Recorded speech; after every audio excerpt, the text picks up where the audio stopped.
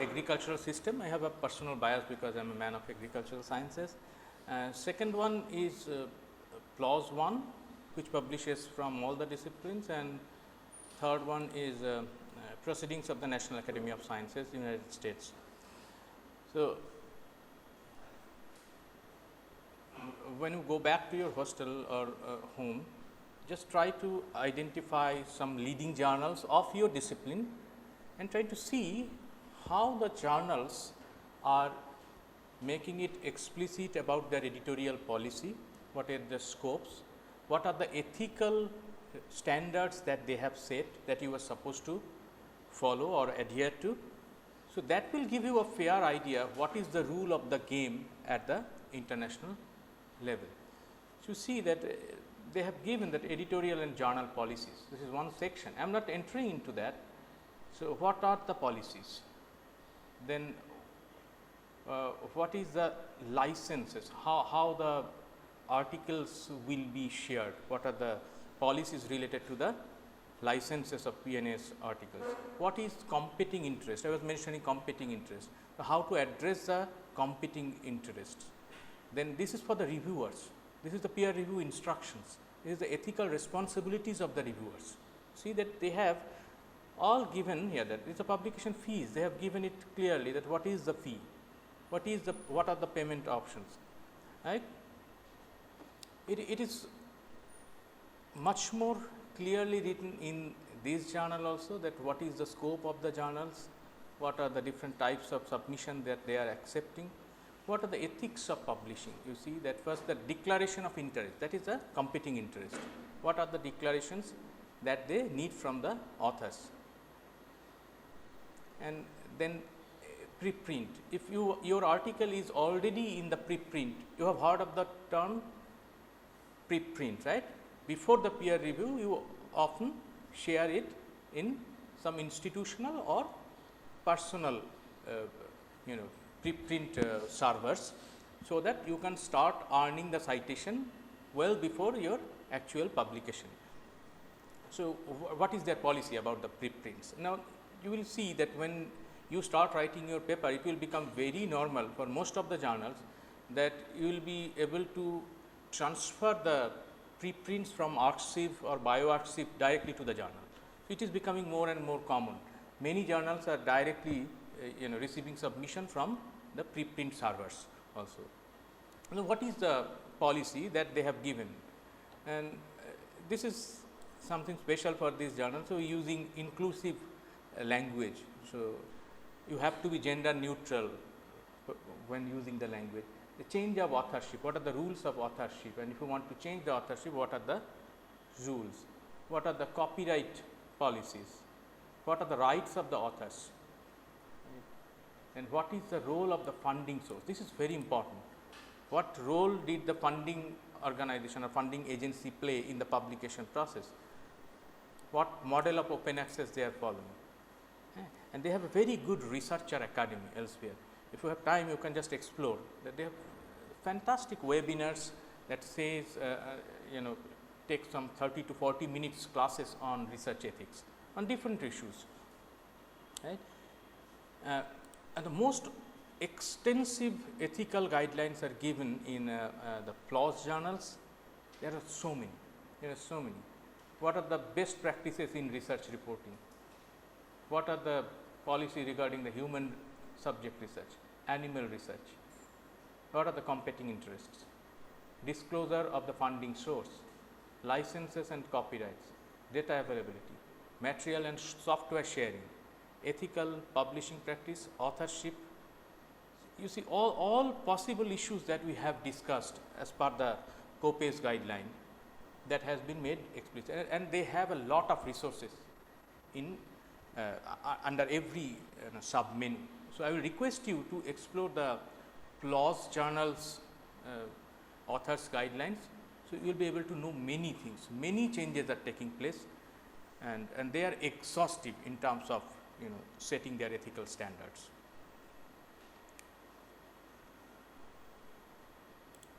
Right. So, these were the journals that we mentioned. another is documentation at the article level.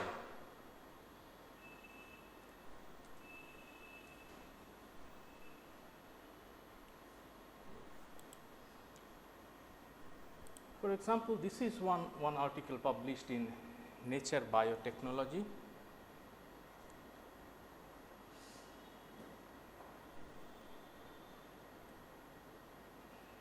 You see the author information, and after that author information, the contributions.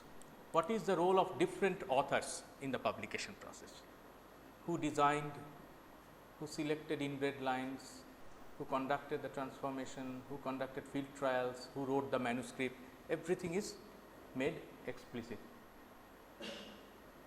And there is the ethics declaration, that competing interest.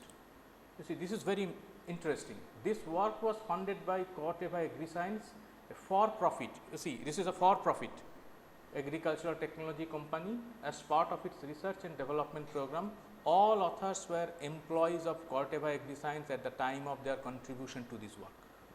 So, that means when we are talking about competing interest, it is not that having competing interest itself is unethical, but more important is to make it explicit. You have to disclose that there are potential conflicts of interest.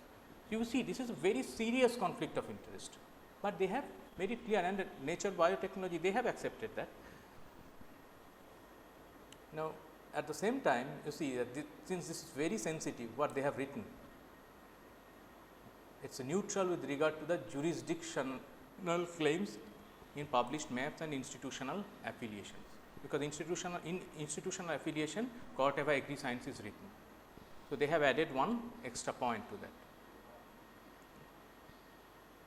This is reporting summary. Let us see whether it opens or not. I say that there should be a standard reporting format. You see that this is a reporting summary. You have to ensure that you have followed all these things. I am not going into the detail, but this is the reporting standard that they have maintained. You as an author, you have to ensure that I have maintained all these things. Right. So, this is related to the statistics, the software, the data, and in life science study design, there are many things that I do not understand. But what I want to show you is that this reporting standards are made explicit as part of the publication. This is not common to many journals. This is a reporting summary. And this rights and permission. You cannot do unethical business out of the knowledge of the researchers. So, this is one site. I did not know that such sites exist. Now, this rights link, they are the copyright clearance center. So, if you want to make business out of this, they have given many options. So, if you want to take a printout, if you want to share it with others, what are the associated costs that are already given in the website? You cannot take more than that, and you can challenge that also. So, what you want to do with that publication? There are many things, and for that, if you go on and on, you will see that what are the associated costs. So, ethical business, this is also part of the COPACE guideline. Now, I have not found this in other journals.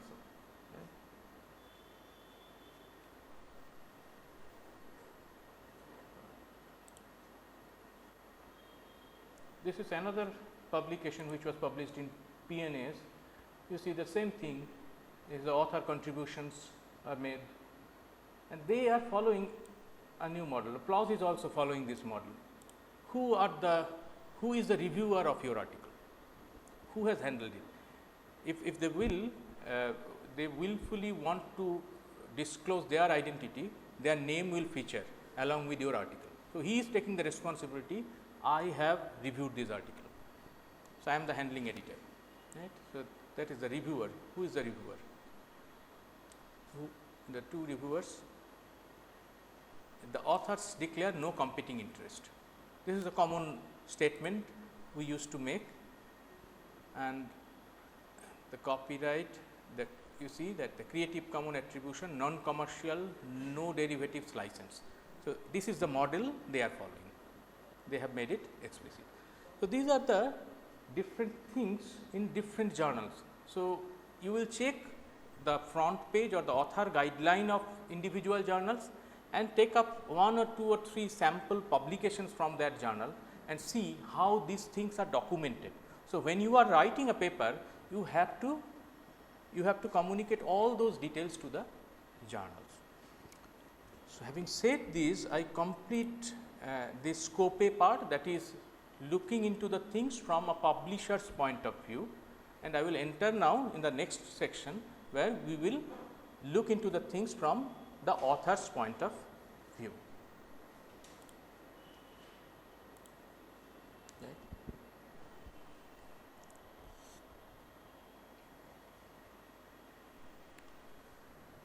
So, I have taken 6 issues. The first one is already introduced, that is authorship. Then competing interest has also been introduced. A new one is plagiarism, then multiple submission, research fraud of data and images, and then redundant publication, which is also called salami slicing. So, these are the 6 major issues that an author should keep in his or her mind. We start with the authorship. So, authorship serves 2 important things. One is credit sharing, that means who has contributed in this paper, in this manuscript. And second is your accountability. It is not only credit, it is accountability. So, if some issues are raised, you are supposed to respond to that issue. So, it is credit sharing plus accountability, both are associated with the definition of authorship. Misrepresentation is a kind of academic misconduct. What is meant by misrepresentation is that you have done enough, I have not given you credit, and you have done nothing, I have given you undue credit. So, both are misconduct. Right? So, that means you are misrepresenting the authorship. Right? The third one is also important, that there is no universal definition. Although COPE has its guideline, but there is no universal definition. Who is an author, who is not an author? This is hugely debated. Now, from now on, since you have a little orientation, I would like you to respond. Right? What do you think? Who should be an author? Who should be an author?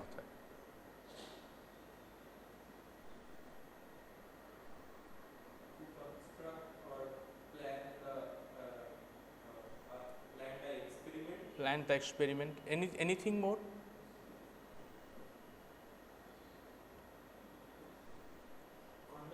Conducted the research, that is another issue.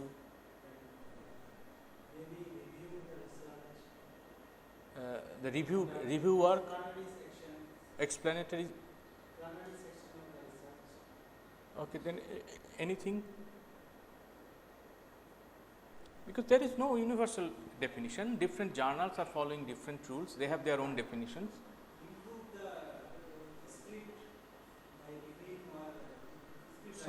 Maybe someone who has written the paper. You know, there are many cases, these are interesting cases, and again I should not name that.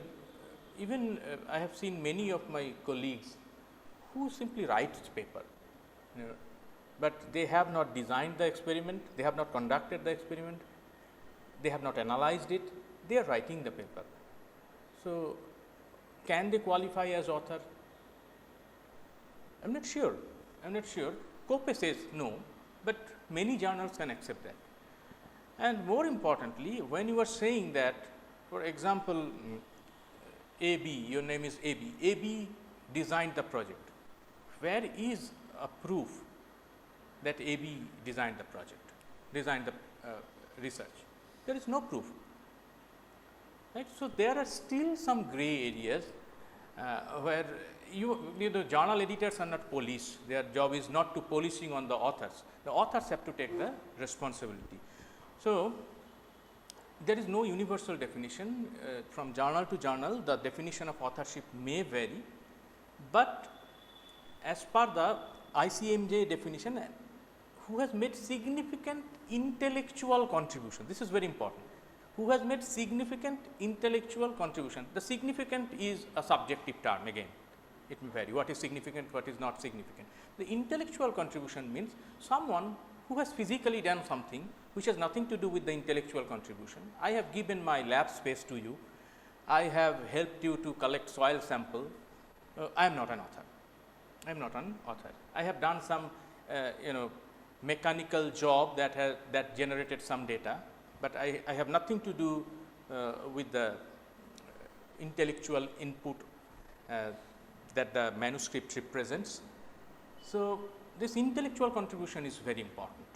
The significant is lying with the group of authors. They agree together that these will be the authors, contributing authors, that others will be acknowledged or given the status of contributors, right. So, there are two strict guidelines that all the persons who have been listed as authors, they must qualify as author, and all who has qualified as authors, they should be listed. It's simple, straightforward.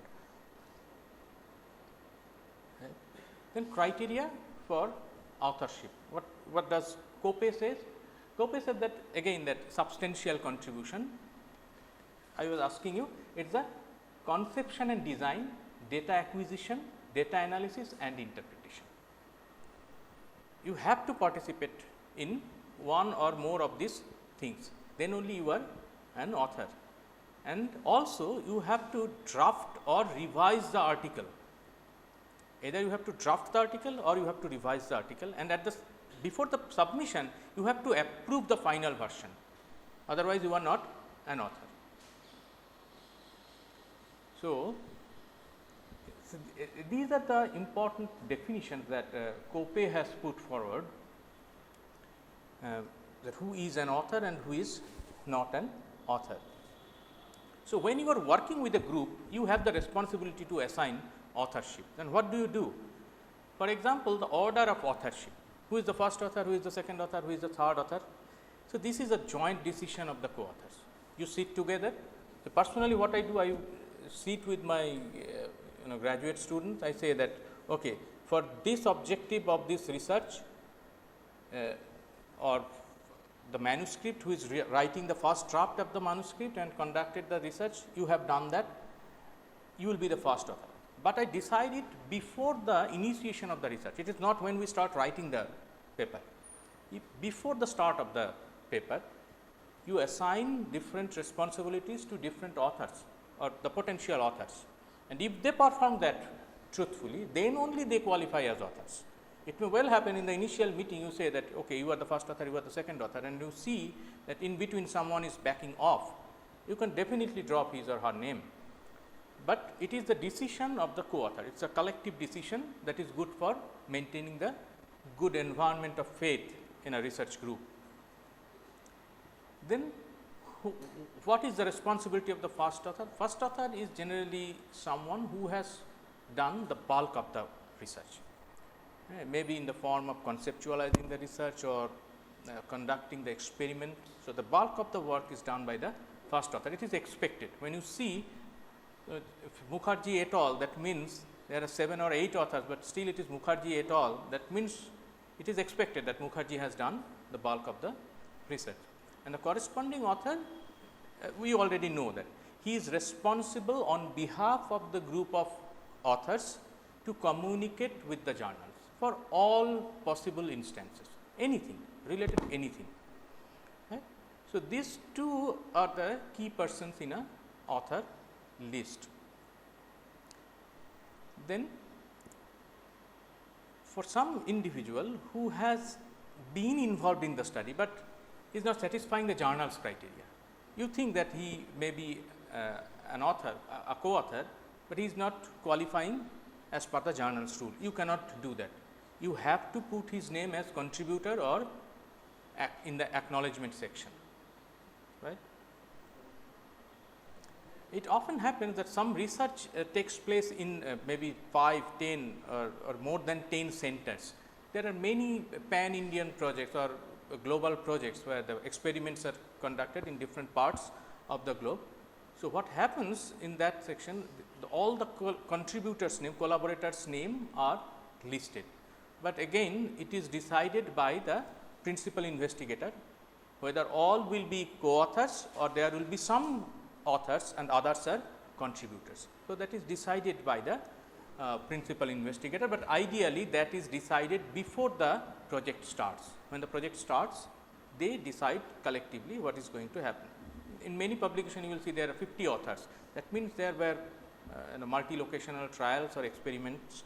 That is why that has emerged. In many cases, you will see that the authors are listed alphabetically. That means they are not assigning any priority to any author, individual author. And in many cases, they actually declare that all the authors contributed equally during the publication.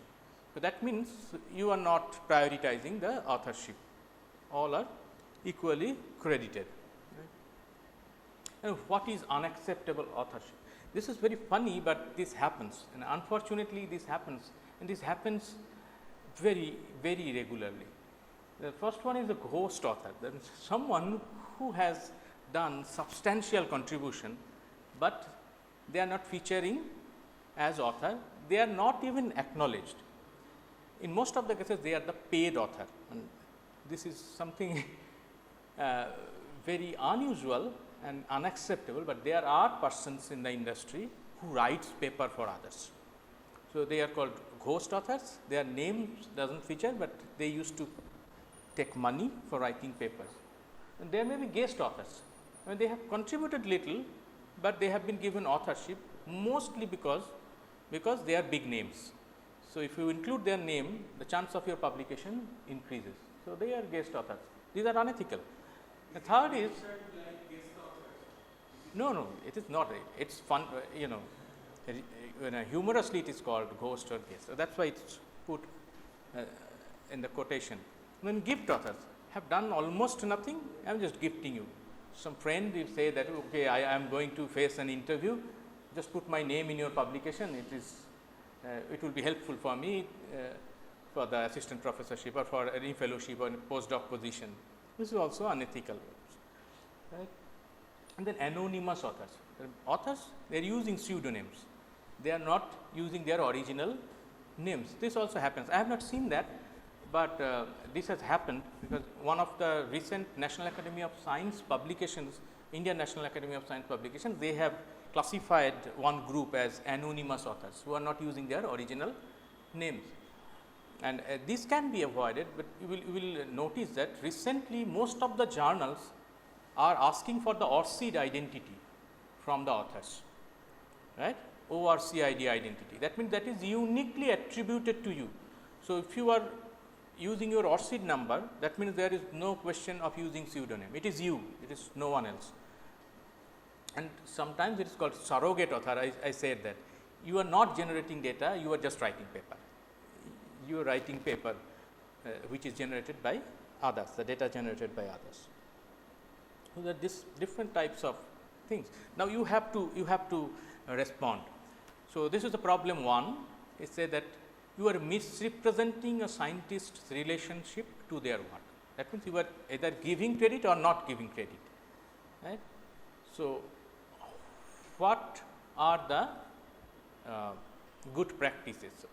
What should be the good practices? So, these are the problems. Here are the good practices I have listed. Right?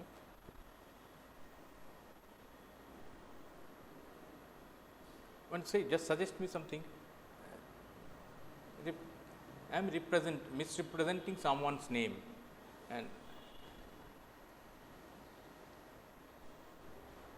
so there may be different variants. I have listed different variants that you have no part in the research, or I am omitting names who have contributed immensely.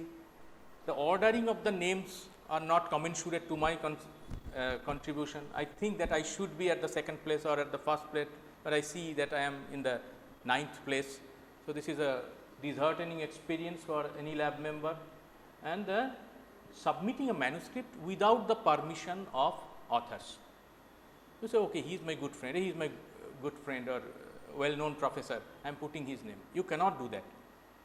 So, when communicating an article, you have to take permission from all individual authors, because they are all accountable for what is being published.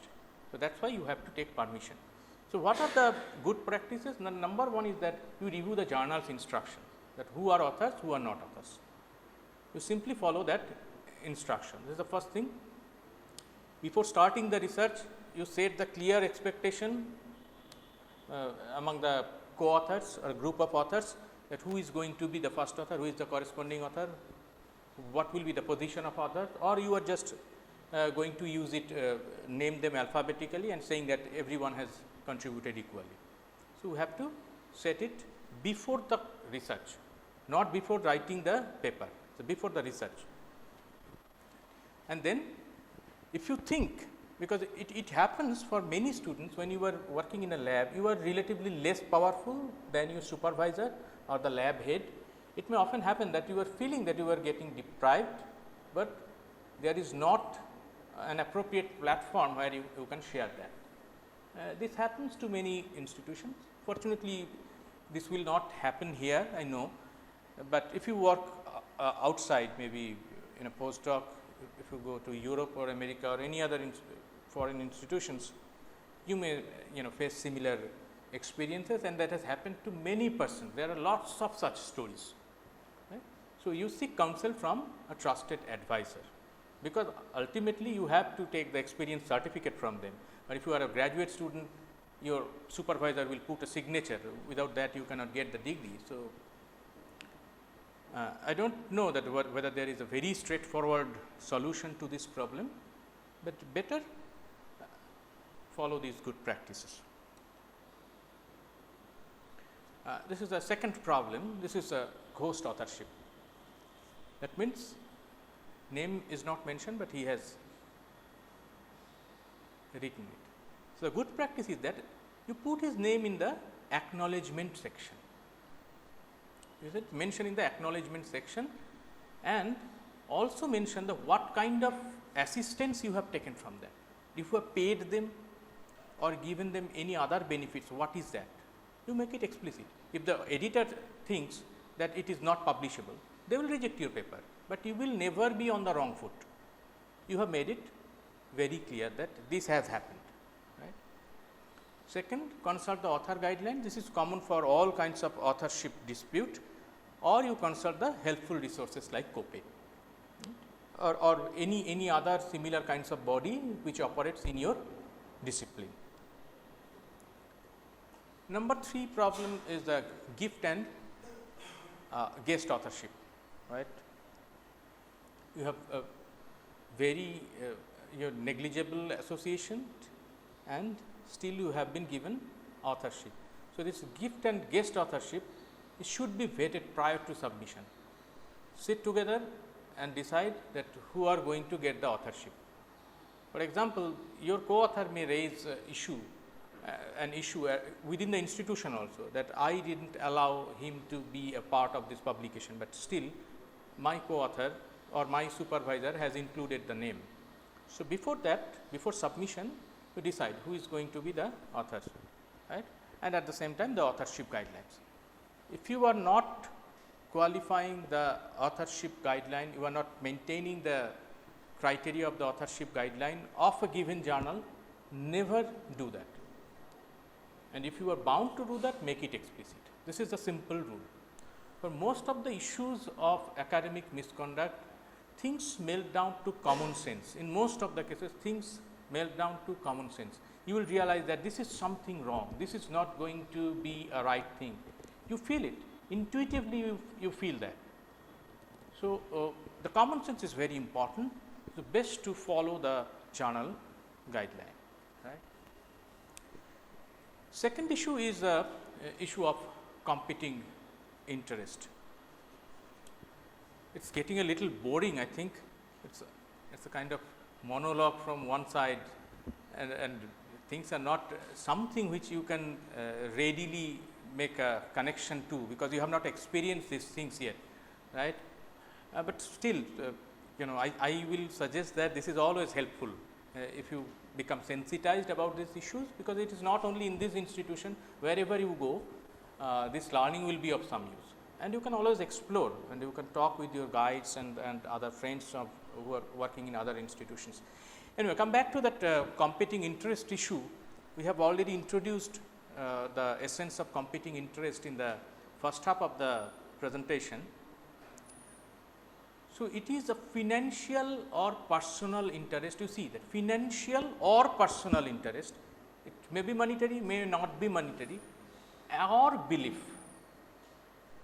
For example, if you are having a stock in the company who has funded your project, so this is financial interest. If you are getting some money as a consultant in a firm, this is financial interest.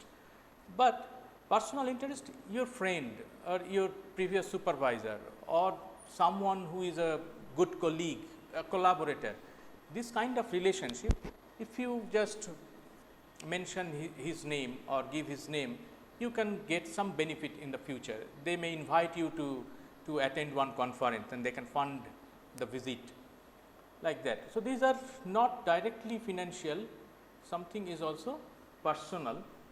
And also important is the term belief.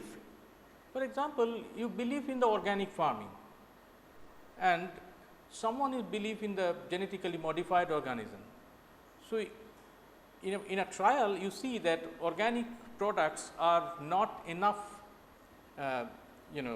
efficient in terms of providing nutrient to the plants. So, there is clearly a conflict of interest because you subscribe to a theory, you subscribe to a group of researchers who believe in something. So, that is another issue. So, financial, personal as well as belief. What happens? You think, you may not think, the reader may think that this kind of relationship may affect the objectivity of your research. You mind my language. You may not think that this is going to happen. You know that you are an honest person, this is never going to happen. But the reader may think, then also you are seriously in a condition which poses threat to the objectivity of your research. This is a conflict of interest, right. So, this is also called the competing interest or competing loyalties. So, what are the most obvious competing interests? I have already said it is direct. You are the employer of an organization. So, you are not definitely going to publish something which is against the interest of the organization. It is very likely that this may not happen, but this has to be made explicit when you submit the paper, or it may be indirect, you are receiving honorariums or consultancy from that organization. So, what we do, we have listed some cases to understand what kind of competing interest exists. The first one is that a relative who is working in an organization for whom you are publishing paper. So, your relative may be a family member who is working in that funding agency or in the organization.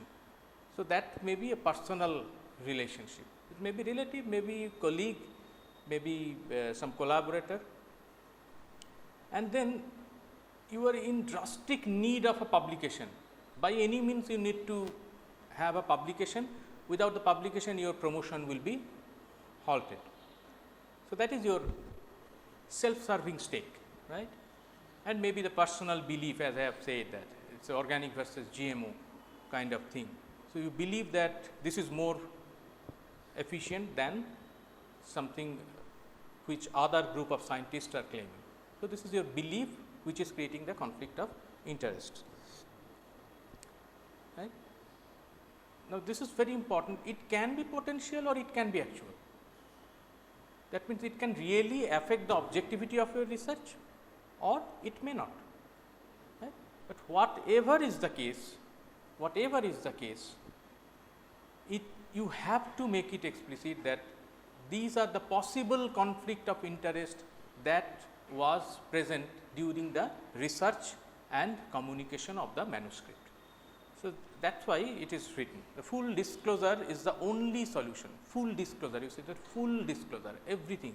You saw that Nature Biotechnology publication, they have made it that these two scientists are working for this organization, for this firm who funded this project. So, this is something very serious. There is a danger that can readily be rejected by the editorial board, but still they have mentioned that. and sometimes the publishers also they put it in the cover letter or in the footnote of the manuscript.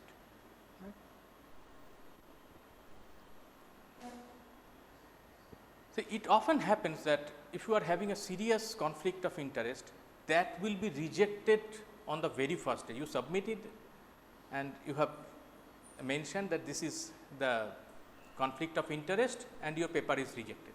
But even then, you have to make it explicit. Do not bother about the rejection.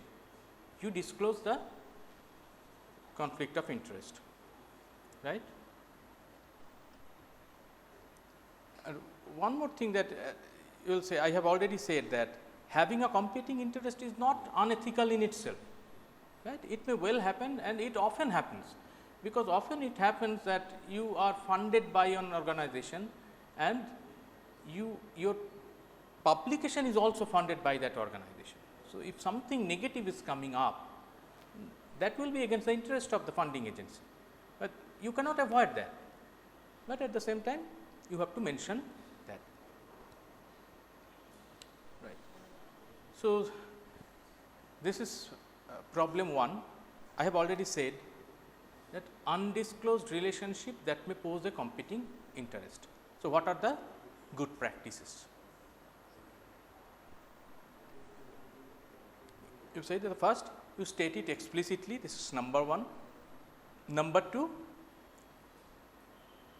you mention it in the manuscript if it is a single peer review journal, or you mention in the title page if it is a double peer review journal, right. So, this is a recommendation. Then the investigator must share the conflict of interest to the study subjects from whom you have collected data, and you have sought their permission, right. And you have to say the editor that yes, I have shared this conflict of interest with my subject of research also, and they have given me permission and I am taking the responsibility, right. So, this is the third thing, and reviewers must also disclose any competing interest. So, as a reviewer, it will often happen that when you will start reviewing, you will see that you have competing interest. Maybe your friend has suggested your name as a reviewer, or your collaborator or someone who used to be your friend a few years ago, now they are working in a different lab, but they have referred to your name. So, this is clearly an conflict of interest. So, that when you submit the reviewer's report, you say that I know this person, I have published with him previously, I have worked with him previously, but now we are not doing any work in this project together. So, this is my declaration, right. So, everything you say everything, then you are in the safe side. Right. The bad thing is that that can summarily be rejected. That is the worst thing that can happen. You will go to another journal. Right. The second is undisclosed funding source. Undisclosed funding source. I have already shown you in the journal that what are the roles of funding source that is written, right. In the Nature Biotechnology publication, in the PLOS publication, they have written what is the role of not the PLOS publication, PNAS publication, what is the role of the funding agency, right. So, you have to declare that. Yeah, where you place it, just before the reference section, you place that. What is the role of the funding agency? And now, describe the role of the funding agency in terms of this, whether they have any role in the study design, whether they have any role in the collection analysis, in writing the report, or the decision to submit in this journal. What is their role? It is very important. And the last thing is that editor often may request you to give an undertaking in a prescribed format that often use such language. I had full access to all the data in the study and I take complete responsibility for the integrity of the data and accuracy of the data analysis. So, they may often ask you to sign one undertaking and submit that to the journal while submitting your paper. That will not definitely feature with your publication, but that will be kept with the editorial office.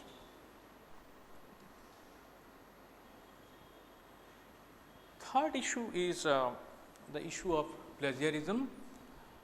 All of us know a bit about plagiarism, and maybe we will need another class to discuss about plagiarism, but we are not going into the detail, the very basic things of plagiarism and what as an author or as a group of authors is our responsibility, so that we are not even naively fall in the trap of plagiarism.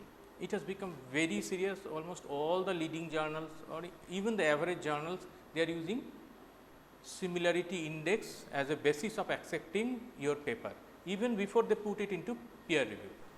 So, it is using others' text or idea without giving them due recognition, right. So, you are using others' work without giving them any recognition. This may be in the form of text, that may be in the form of image, that may be in the form of software, may be in the form of an idea, whatever may be. So, you have to give them due credit and you have to cite them properly. I will come to that point in the next slide, and I have given that it may be data, it may be words or phrases, or it may be ideas or concept. All these three things comes under the purview of plagiarism. So, it often may not be detected by the plagiarism detection software. There are many cases, I will show in the next slide, where you have simply taken the idea of the research. You were discussing with your colleague, there are famous stories like in many disciplines, that you are sharing the research plan with your friend who is working in another university or with another group, and they have simply taken your idea, right. This has happened several times. So, it is not about the data, it is about the ideas also, and that idea plagiarism cannot be detected by the plagiarism detection software often, and it may be its extent may be varying. Someone has taken a little chunk, someone has completely taken one section from the paper, and it may well happen that if you have taken it from the introduction part, it is taken less seriously, but you have taken from the research result and discussion part, it is taken really seriously, right. So, that means you are a kind of dacoity is taking place, the fruits, you are taking the fruits, it is not even the literature. So, there are different kinds of copying. One may be literal copying, that is word by word copying, and it is considered to be plagiarism when you are not taking permission of the source or the author, or you are not acknowledging. So, you are not taking permission, you are not acknowledging them. So, what are the solutions? The solutions are that the first, track the sources that you are using. So, when you start studying, you just make a note that these are the important areas of this paper that I am going to take in my review or in my introduction, right. So, how many of you are using this bibliography management softwares like EndNote or Mendeley right now? So, if you use that, you will come to know that there are some options. You can create your own library for this research project, and you can also put some sticky mark on one or the other part of a paper that will be used by you while writing the review, right. So, you can remember that whom you are citing. So, even by accident you will not plagiarize in verbatim, word by word copying will not take place, because you know that this is being taken from them, and the software will automatically suggest you the potential citation for whatever you are writing. So, you are safe. The second thing is that you can make a full, you can make sure that you fully acknowledge or properly cite. You have to acknowledge by putting appropriate citation. We often do not put citation properly. So, when you see that something is taken and a citation is given, Mukherjee et al. 219, 2019, this may not be a proper citation also, because no one is going to check whether the citation that you are using is appropriate or not. You may be using the name of a big author to support your argument. So, this is also important. It is not simply acknowledging or citing them, you understand the perspective of the source and then cite it, So, this is the second responsibility, and if you are using word by word from the source, just put quotation mark. This often happens in social sciences and humanities. This is not very common in hard sciences. Right. Substantial copying, that means you have not copied text by text, but you have paraphrased them, but you have taken the idea completely from the source. So, what is to be done, that if you think that their idea has benefited your research, the idea that you have taken that is directly affecting the novelty of your research, you must cite them. Ask that whether I have taken it completely or I have taken it substantially, or only a small part of the source I have taken. I have used my own judgment, I have synthesized the source. So, there are something from my part, and this is my intellectual product. So, ask yourself, if you think that a substantial support has been taken from the expertise of that source, you must cite them, and it often enhances the authenticity of work, right. And cite the original source. Why original source? Often it happens that you cite the source which is cited by other persons.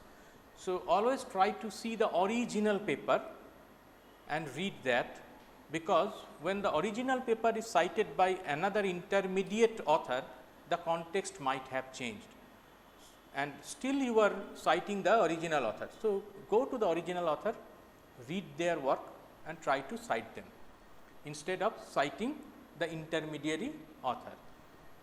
You know how we write that. For example, Dash 2019 cited in Mukherjee 2020, right.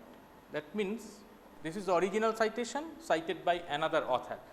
So, in that way you can also play safe, that you are saying that I have understood Dash's work as Mukherjee has cited them. So, this is a good practice, but always try to cite the original.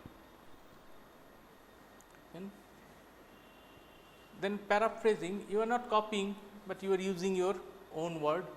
So, you have to make sure that you fully understand what is written in the original paper, and you fully understand the argument of the source and use that in your own manuscript. So, these are pretty routine practices that we do while writing some review or rationalizing our research paper, while writing the introduction. So, I have mentioned this appropriate or responsible citation. This is very important. So, when you cite, be appropriate and be responsible. You know that why you are citing this and in what context you are using their argument in your paper. Right? And when you change the original source, for example, this is the original paper, you have taken from the original paper, rephrased it. Now, put these two sources side by side and see that to what extent you have distorted the meaning, whether the meaning of the original publication has been distorted or it has remained. So, this is the last judgment that the author makes, that you have not changed the meaning of the source. And text recycling is also called as a self plagiarization. So, that means you are using your old research, old papers in your present work, but even if it is your present own work, you have to cite yourself. You have to cite yourself that this is your work, you are citing your own work. So, and the last solution is use the plagiarism checking softwares. These are some of the softwares used by educational institutions and the journal offices. Turnitin is mostly used by the academic institutions. Authenticate is commonly used by all publications of Springers and elsewhere, Wiley. So, they are using Authenticate.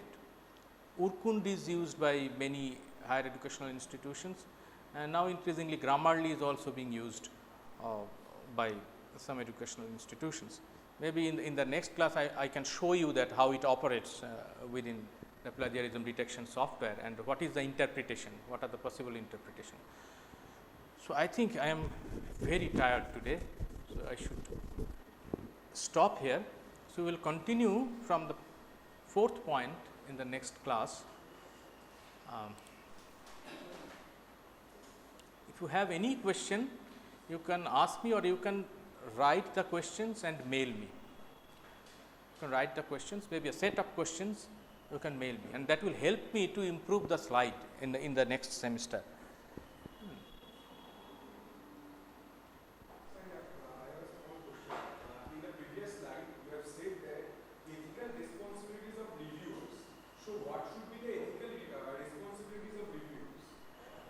The first is that this competing interest is important, that if the reviewer thinks that I know this person, or I have some hidden relationship in terms of personal relationship or financial transaction, or maybe potential collaborator. So, I have some conflict of interest in this review. So, as a reviewer, you write it clearly, you make it explicit that I have such relationship with the person who has communicated this paper. So, please consider this while judging my review comments. So, you send it to the editor in chief. This is a conflict of interest.